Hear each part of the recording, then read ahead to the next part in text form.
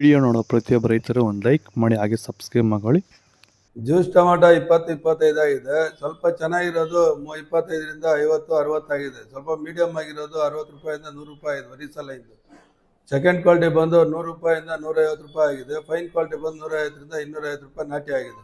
Seed ಬಂದ್ಬಿಟ್ಟು juice ಎಲ್ಲ ಅಷ್ಟೇ 20-25 ಆಗಿದೆ. ಸ್ವಲ್ಪ ಥರ್ಡ್ ಕ್ವಾಲಿಟಿ ಮಾಲೆಲ್ಲ ಬಂದು 70 ರೂಪಾಯಿಂದ 100, 110, 120 ಆಗಿದೆ. ಸೆಕೆಂಡ್ ಕ್ವಾಲಿಟಿ ಬಂದು 120ರಿಂದ 200 ರೂಪಾಯಿ ಆಗಿದೆ. ಫೈನ್ ಕ್ವಾಲಿಟಿ ಬಂದು 200 ರೂಪಾಯಿಂದ 300 ರೂಪಾಯಿ ರೇಂಜ್ವರೆಗೂ ಆಗಿದೆ. ಒಳ್ಳೆ ಶೈನಿಂಗ್ ಇರೋದು. ಸ್ವಲ್ಪ ಈ ಬೊಂಬೆ ಆಗೋಂಥ ಮಾಲೆಲ್ಲ 300 ರೂಪಾಯಿ ರೇಂಜ್ ಆಗಿದೆ. ಪೊಸಿಷನ್ ಇನ್ನೂ ಸ್ವಲ್ಪ ಟೈಟ್ ಆಗ್ಬೋದು. ಸ್ವಲ್ಪ ನೀಟಾಗಿ ಮೇಂಟೈನ್ ಮಾಡ್ಕೊಳ್ಳಿ ಅಂತ ರೈತರಿಗೆ ಮಾಹಿತಿ ಕೊಡ್ತೀವಿ.